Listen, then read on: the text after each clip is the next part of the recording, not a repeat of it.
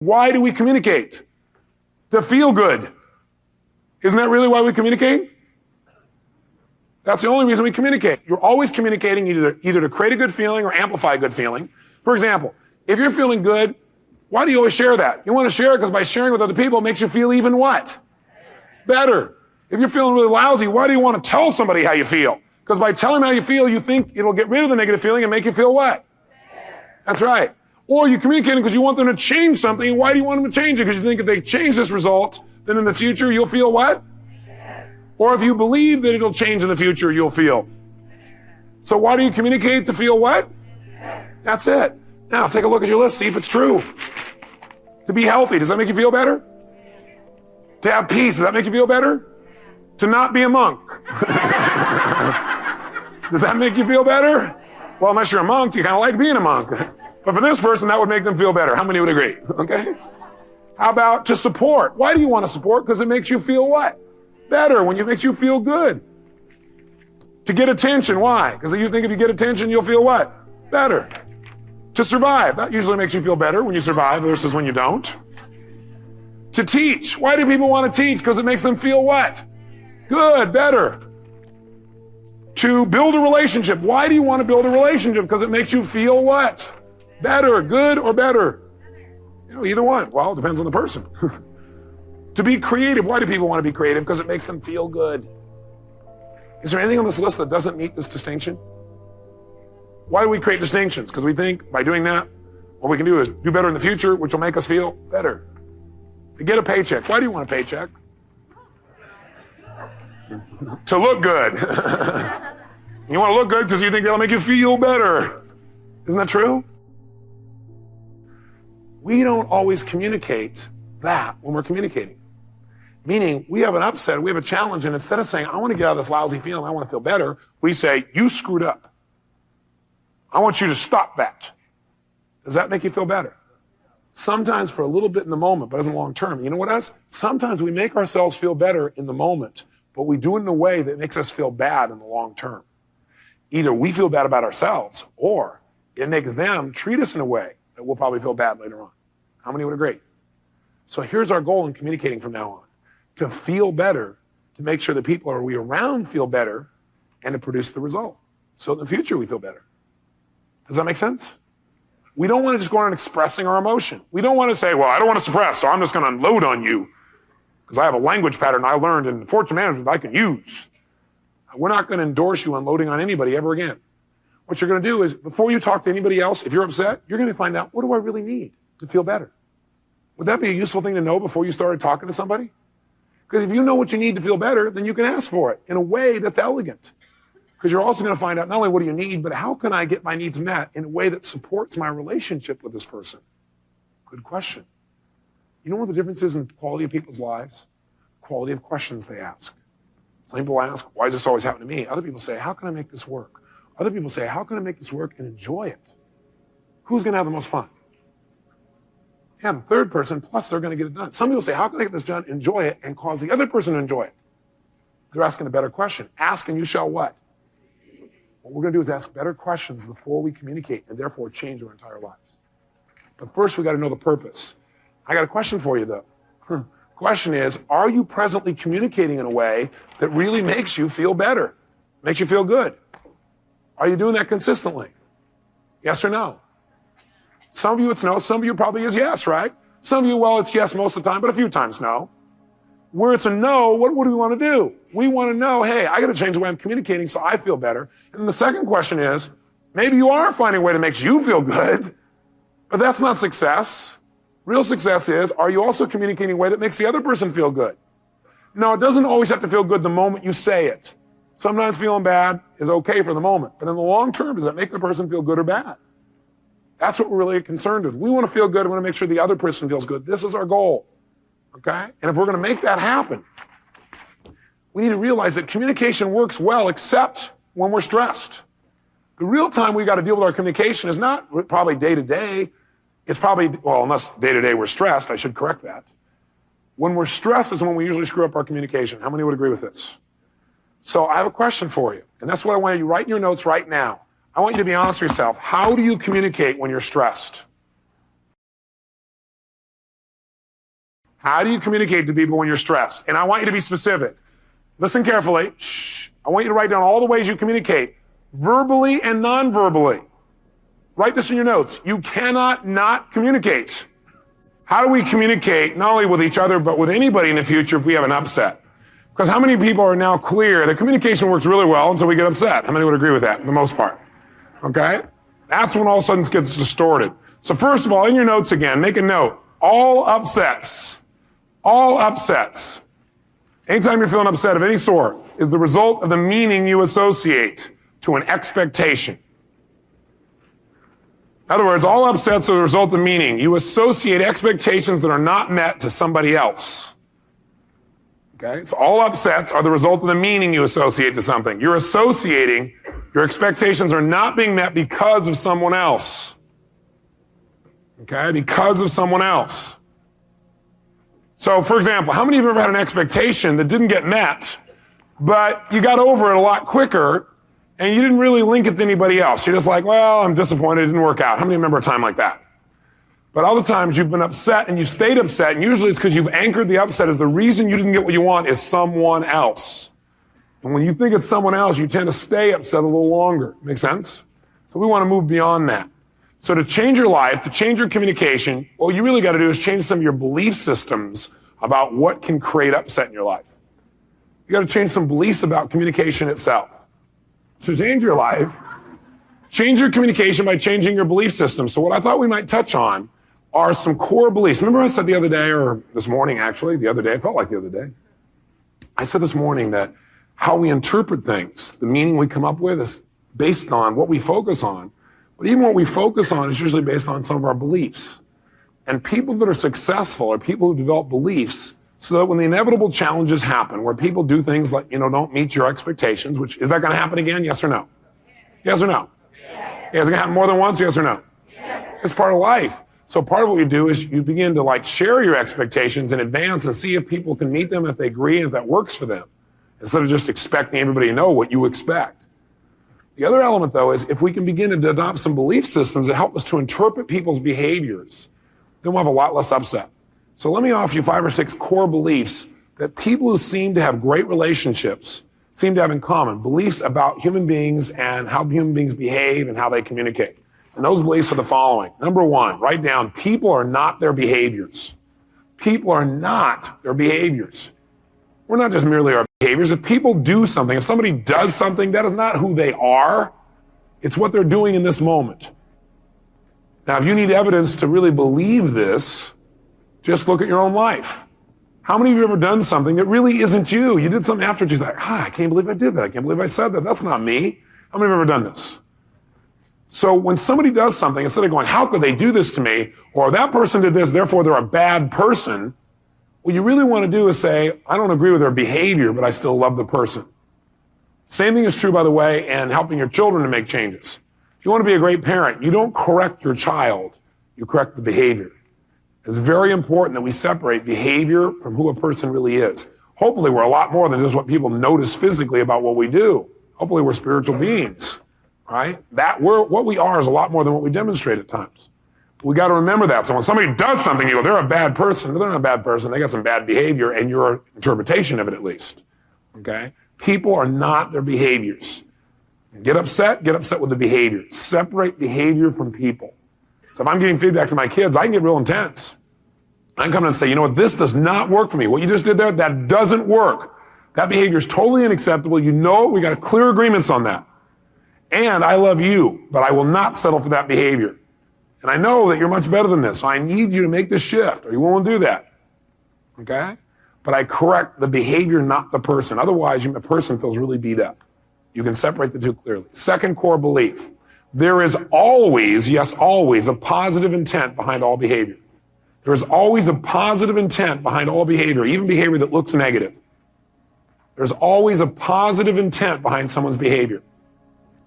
So let's take the example of the lady here who was willing to share earlier. She said, this person, she's trying to communicate with this man and she can't get through, and he does these different things, and none of us know the content of what he does, but he does certain things that really upset her, obviously. Now, I don't know what things those are, but let's say he spoke harsh or he will not get close to you. I'm saying there's a positive intent to him not getting close to her. Is that because she's a bad person? No, what I'm saying is his behavior is trying to do something good. And what it's trying to do is protect him from pain or give him some pleasure. And I would hallucinate. He's probably trying to protect him from some what? From some what? Pain. How many would agree, probably guess if we were going to hallucinate, that's probably it. So the reality is maybe he's been hurt before, or before he gave his heart and soul and then that person left him, or before he did that and it didn't work out and he felt disappointed. And what a lot of us do is to try and protect ourselves from pain, we do dumb things that make our life even more painful. So instead of making him wrong and say he's such a shallow person, he doesn't commit, he's horrible, what you might say is, God, I massively disagree with his behavior, and I wonder what the intent is in his subconscious mind. What is it this brain is trying to get him by being this way? All right, maybe it's trying to protect him. Maybe I need to show him he doesn't have to be protected by me, that I'm not going to hurt him. Does this make sense? So what about somebody trying to commit suicide? Is there a positive intent there? Committing suicide? You better believe there is. That person's brain is saying, you know something? Being dead would be less painful than being here. That's not true, but that's what they think in the moment, and that's why they try and actually commit suicide. Somebody holds up that gun, what's the positive intent? That person's intent is trying to survive. Now, it may not be affecting you positive, but there is a positive intent. And I'll tell you what, with friends, you want to assume that if your friend does anything, that there's a positive intent towards you as well, even though if you can't see it. Because if you assume upon somebody has a positive intent, and you expect that, people tend to respond to that accordingly. Third core belief around communication. People do the best they can with the resources they have. People always do the best they can with the resources they have. Doctors, it means if your staff's out there and they're not doing the job, instead of thrashing them, which most of you don't anyway, but instead of wanting to, you might want to stop and think to yourself, this group of people, they're working their tail off for me. They're doing the best they can with the resources they have. Does that mean you can't talk to them about getting better? No. Just don't judge quite so quickly. You know, maybe there's some things going on you don't know. Maybe you're not aware of some of the stuff they're trying to deal with today. And vice versa. Staff, take a look at your doctor and realize if your doctor's a little stressed right now, maybe he's doing the best he can with the resources he has. Maybe there's some stress in just keeping the practice together you don't even know and you don't have on your back that doctor's trying to deal with right now. And maybe right now they're not treating as well as they could, or maybe they're not doing something the way you want them to have it done. Maybe there's something else going on there. Maybe they're doing the best they can in the moment with the resources they have. Now, that doesn't mean stop there. It just means appreciate where people are. And below that, write down this. There are no unresourceful people. There are only unresourceful states. There are no unresourceful people. There are only unresourceful states. So we've all had times when we weren't being very resourceful. Now, does that mean we're unresourceful people? No, we're probably just in a lousy state. Have you ever gone to lunch and had somebody gone to like a little restaurant or diner or something, and you walk into the place and waiter or waitress walks up and he goes, "What do you want?" You've done nothing? How many have had this wonderful experience? Now when this happens, you probably think to yourself, oh, this person's doing the best they can with the resources they have, right? Is that what you normally do? No. No. He says, I'll tell you what I want. I want your manager. Bring him here now. I'll tell you what I want. Oh, you think, God, no tip, no tip. Yeah. Or better yet, a penny, yeah. Do any of those things get you better service? Yes or no? Do they make you feel better? Yes or no? Maybe for a moment. All right, do they make you feel better about yourself? Yes or no? No. See, the only way to help this person, not make him wrong, is this person a mean, evil, sinister person who hates other human beings? Yes or no? Maybe. But probably not. Probably what's happened is this person is not being very resourceful because they're not in a very resourceful way. What if you help them to change their state? You think they might treat you differently? Yes or no? So, by the way, have you ever treated somebody in a not so great way because you weren't in a great state? Yes or no? Better believe it. So what you want to do is you want to have a little more compassion. When somebody gets intense with you, instead of reacting, which we all do at times, you want to stop for a second and say, this person's doing the best they can with the resources they have. They don't have any resources right now because they're in a lousy state. Let me change their state. So how could you do that? You can do it a zillion ways. Break their pattern.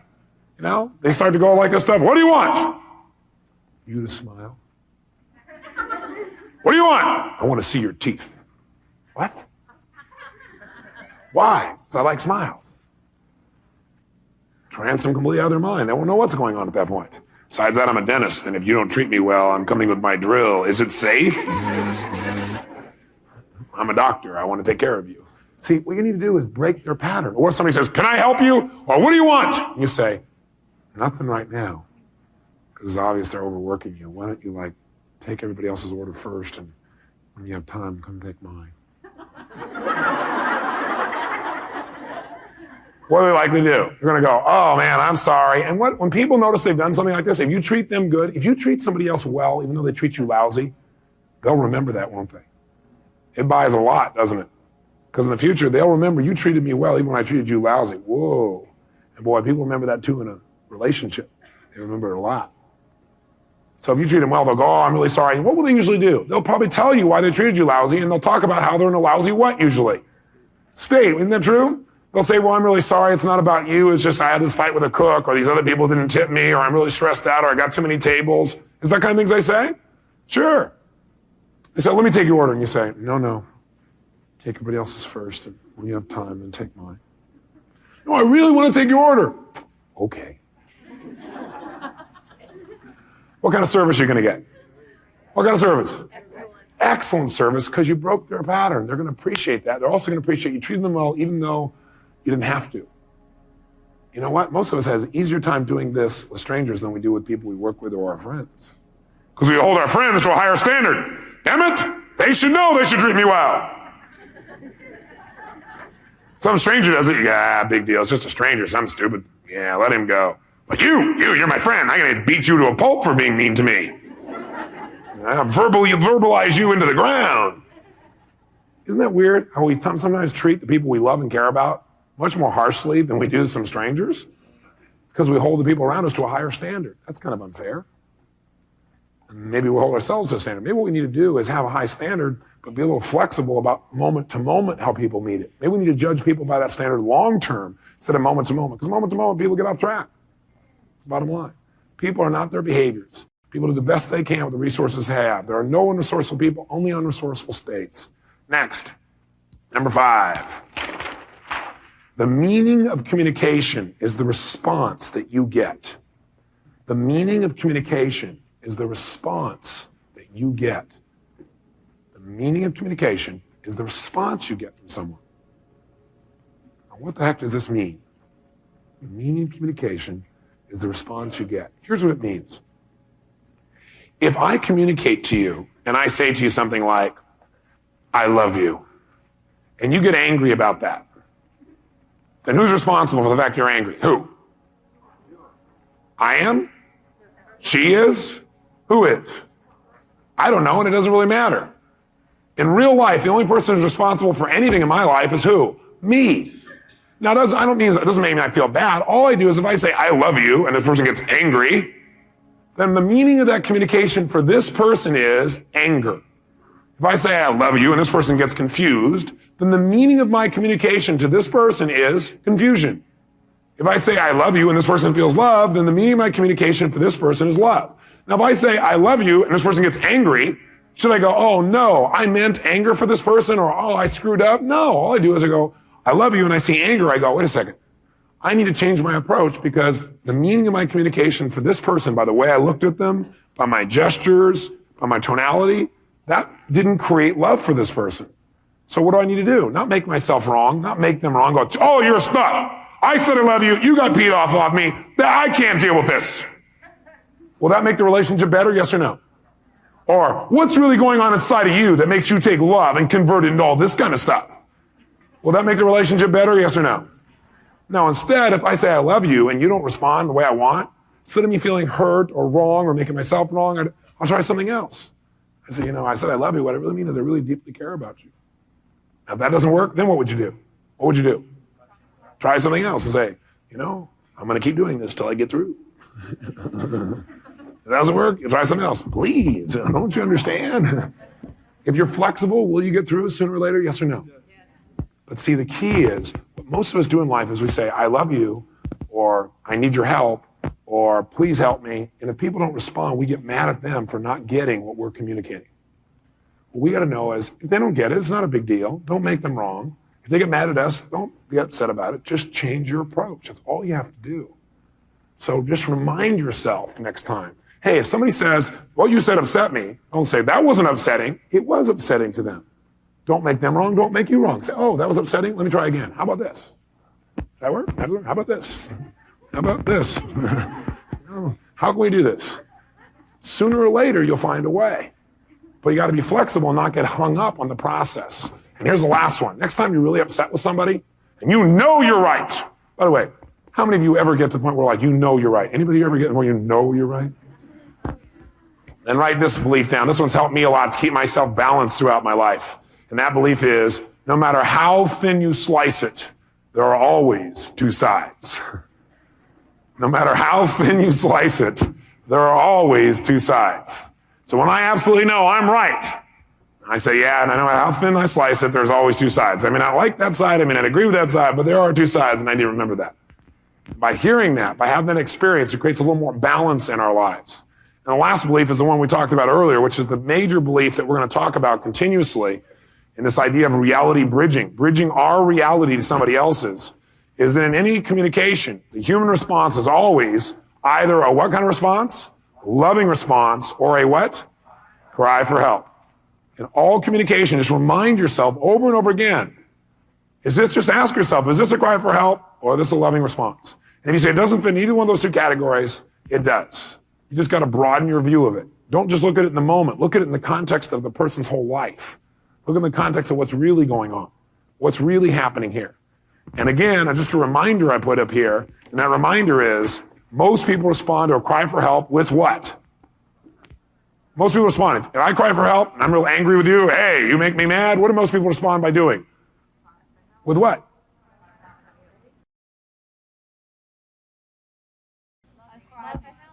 You guys must have eaten too much food. Stand up.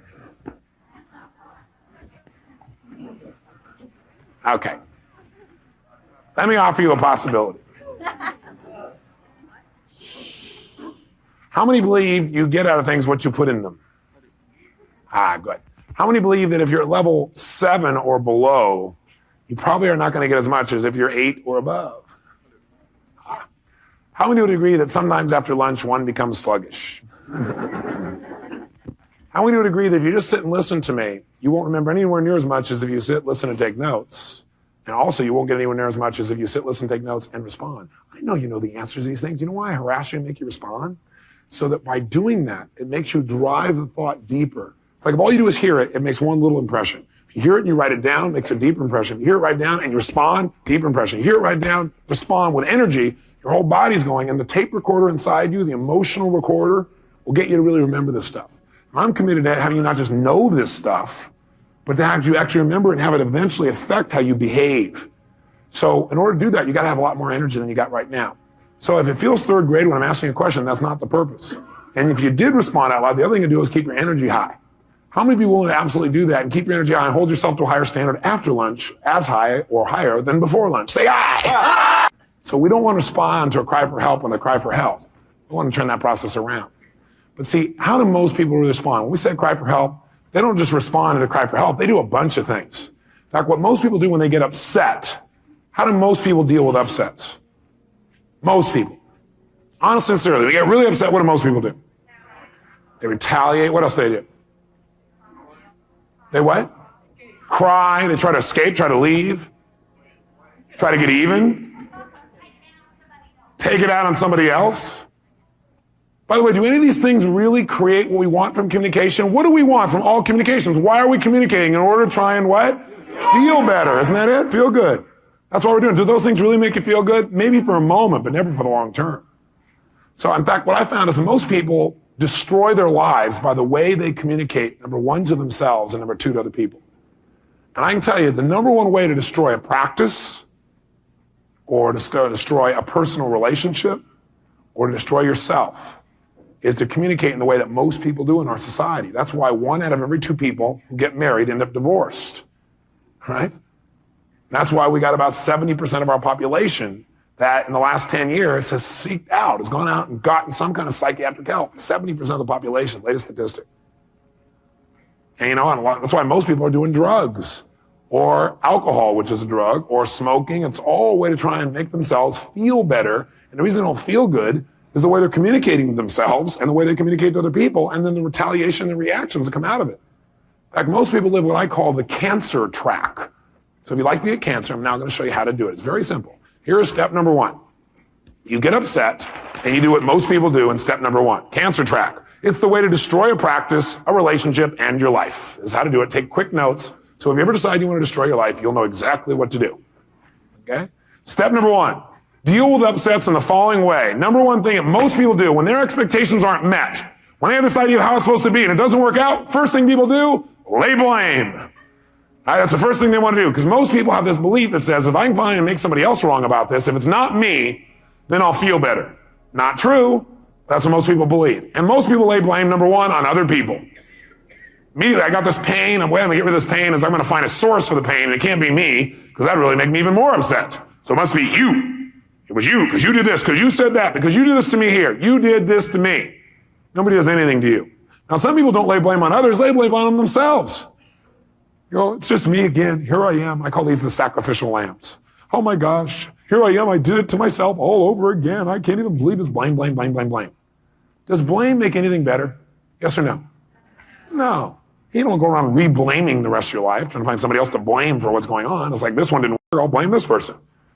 And by the way, some people don't blame themselves or others, they blame situations and circumstances. We call that telling a story, right? Mine is this. It would have worked out except this thing here. And because of that, it didn't work out. So now I can feel good because I got something else to blame and it couldn't have been me. The truth is, as long as you're blaming somebody else, you're not responsible. As long as you're not responsible, some people think the word responsible is like this big weight. Remember, responsible means response-able. So you're willing to say, hey, I'm in charge. You can't take charge.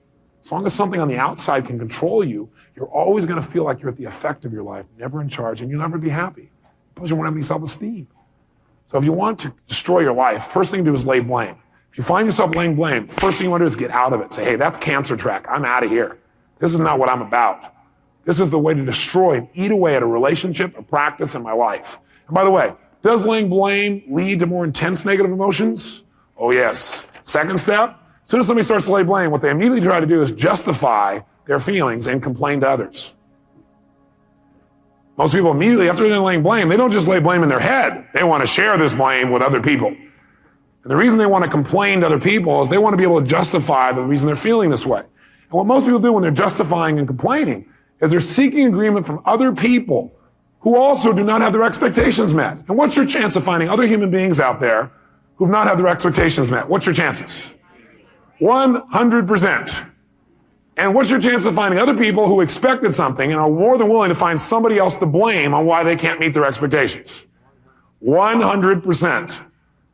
Because see, most people think, okay, boy, if I can not only lay blame, but I can get other people to agree with me, then I'm right. And if I'm right, that'll make me feel better. Does being right really make you feel better? Does it? Yes or no? No. You think it will, it doesn't.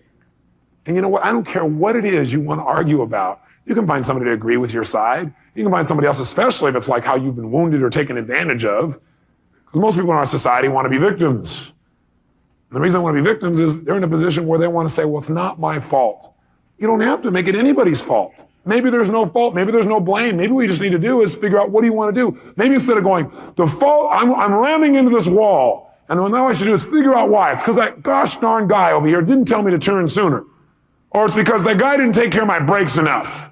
I can do that all day long, but I'm still crashing. Or I don't have to lay any blame. I can just go, what do I want? Where do I want to go? What direction I want? And just keep looking there and everything will go there. Maybe you don't have to lay blame at all. Maybe you don't have to justify it all. Maybe if you hit the wall, what you need to do is instead of sitting at the wall going, whose fault is this? Is go, where do I want to go? Because the longer I'm sitting here going, whose fault is this? I'm losing time.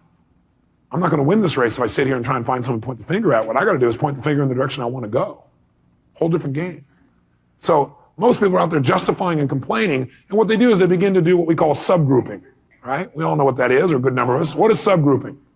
Subgrouping is when you have an upset and you share it with someone who doesn't have anything to do with it. Now you go to somebody else who can do nothing about it and you tell them how upset you are. So you come along and you go, Tony, Barbara, man, you know what? Every time I get around her, she does this. I mean, did you ever notice that? Did you ever notice how she walks in the office and stuff, she gives you that look? Did you ever notice that? Or you ask her to do something, she doesn't follow through. Doesn't that just piss you off? Pisses me off. And before Tony ever thought about it, but he goes, yeah, you're right. I remember a time when she did that. See, what you do when you give information to the people like that is you become a cancer. Because now you're taking your pain and you're multiplying it through others. You're taking the destructive force inside yourself because you haven't been able to manage your own expectations or because somebody promised you something and then they didn't deliver. Then go talk to them. Don't go talk to somebody else and then destroy that person's credibility, which is only your perception anyway. And by the way, maybe you find somebody else in an upset state. They're frustrated. Now what you've done is you've managed to amplify that for them. Or you managed to get them to feel the same way you do. Or they're already on the edge of feeling that way. Now you've just shored them up and gave them a good reason to do that because they can say, yeah, we all agree. See, if you want to destroy an organization, want to destroy your family, you do this in a family. Or how many of you, for example, have ever had somebody gossip about you? Have you ever had somebody gossip about you? How does that feel? How does it feel? Yeah, think about it. How many of you who just raised your hand have gossiped about other people? I guess you weren't thinking very much about how it would feel for them, were you? Now, you and I are better than that, right? But we've all been guilty. We don't want to be guilty anymore. We want to catch ourselves and stop that, because that is a cancer. I'm using that word very strongly. It is a cancer. And like a cancer, it starts multiplying like crazy. And if you're going to have a healthy practice, you got to make sure that the bloodstream, meaning all of us who work together in that practice, are really taking care of each other. We're not subdividing, we're not subgrouping, and us three are going to talk about how terrible Cindy is. You got an upset, you want to go to the source and communicate it clearly and in a way that's elegant. And before you even do that, maybe you got to figure out if your evaluation is really absolutely accurate, or if maybe you got really uptight, or you're in state, or maybe there's another meaning you haven't even thought of. Maybe you got to do that. And if somebody comes to you and tries the subgroup with you and says, so-and-so and so-and-so, what I would do with that person is I'd say, I suggest you go talk to that person, but I suggest first you think if there's any other possibility. Because it sounds like what you said is true, but maybe it's possible something else is going on you don't know. But if I were you, I'm not going to talk to you about that. Go talk to that person. But before you go make them wrong, I think about what do you really want? And how can you get what you want in a way that supports them too? See you around. And by the way, if you want to come subgroup with me, it ain't going to happen. Because I don't let cancers fester in my life, and I certainly don't contribute to them. Third major thing people do, resent and brew. First they lay blame, then they complain and justify and try and find somebody else to back them up, and then they resent and brew. What do? They feed on their focus of the worst possible meaning about that person. And they talk more about it, or they just think about it, and they get more madder and madder and madder, like watching a movie over and over and over again, or listening to a record over and over and over again till you've had it with the record. Until finally what most people do at that point is then they go confront. They go, hey, listen, I don't resent. I don't keep it inside. I confront people. Great. You confront people and that makes it better? Well, I tell the truth. Truth is you're a scumbag, and I'm just going to tell you to face, not like all these other people talking behind your back. Does that make it better, yes or no? No, it doesn't make it better, and you get to feel good because you go, hey, I'm not hiding my feelings. I'm being straight about my feelings. Yeah, you're being straight and stupid. Right? You're going out there and you're not managing your emotions at all. What you're doing is venting on somebody else because you don't have enough intelligence to manage your own state. Now I'm being harsh, so you remember this. You don't want to do this to yourself. You're better than this. And most of you don't. But you know what some people do? Is after going through all this stuff and then confronting, they don't end there. They give up after a while and seek revenge. They give up trying to get the person to change. And you know what they usually say if you talk to them about it? Hey, I've tried everything. I've confronted him and it didn't work. No kidding.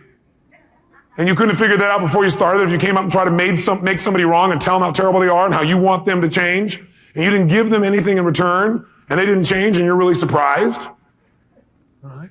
See, but what they say is they use that as an excuse and they just give up and they seek revenge. Now, they don't always do it deliberately. They do it unconsciously, don't they? They suppress their feelings, go, oh, it's not even worth talking about. It's too much hassle, too much whatever. And then all of a sudden the person wants something and they conveniently forget it. Not consciously, they just somehow forgot it. Or they don't try as hard, or they don't give 100%, or they withhold a little bit of the emotion. It's kind of like way of like grabbing that person's heart and squeezing it real good. How many have ever seen other people do this? I know you've never done it. How many have seen other people do this? Yes, I had a feeling that may be true. So what we want to do is remember something. Write this in your notes real big. All communication either builds or destroys. Every communication you make is either building your relationship, building this person up, or destroying the relationship. You're either climbing or you're sliding, growing or you're dying. There's no in between. There's no plateaus when it comes to communication. So what you need to ask yourself before you communicate to somebody is this communication going to build my relationship or destroy, denigrate my relationship. And you want to make sure you don't fall into this category. And if you catch somebody doing these things, if you're a friend, you got to pull them aside and say, hey, I love you. You can't do this. Because who do you think this hurts the most when you do these 5 things? Who? Yeah, yourself. By the way, do real physical cancers come from taking an emotion like anger and resentment and hanging on to it for years? Have they documented that emotional response? Yes or no? There's a lot of it out there now. So when I say cancer, I'm not talking about just metaphorically. I'm talking also could be physical. What's the alternative? Well, the alternative is to never get in this place. And the way you never get in this place in the first place is you don't allow yourself to gossip. You don't allow yourself to do any of these things. But you also, inside your head, you make a decision that you're not going to participate in that kind of communication, period. It's like, how many of you have certain things in your life you would never do? There's just no question, you just would never do it. You got something like that? How come you'd never do it? What's something you would never do? Raise your hand and tell me. What's something you would never do? Jump out of an airplane. Okay. Why not? Shh. Because he doesn't need to do that. Because he also associates a lot of what would come from that probably? Pain. Somebody else. What's something you would never do? Never what? Never do illegal drugs. Just legal ones. Okay. But I never do those illegal ones. Okay. Why not? Why not? Because it's illegal. Okay. Is it also unlawful? Right? So the bottom line is she thinks if she would do something illegal, she would lose a lot of self-esteem. It would be a lot of what for her again? Pain. Somebody else, what's something you would never do? You'd never do it. What? Kill someone. Why not? You've threatened to, haven't you, in the past? You didn't give them that life, you can't take it away. And if you were to kill someone, what would that do to you? It would make her sin, make her have feel this pain. So you have to get to the point where you say, I'm just not going to do those things. And if I catch myself doing it, that is just not who I am. How many would agree that laying blame, that putting yourself in a position of trying to justify and complain to other people, trying to seek their approval or their acknowledgement, or they're making you right, going out there and resenting, confronting, and then just giving up. How many agree that those approaches are destructive to your life as well as anybody you be in a relationship with?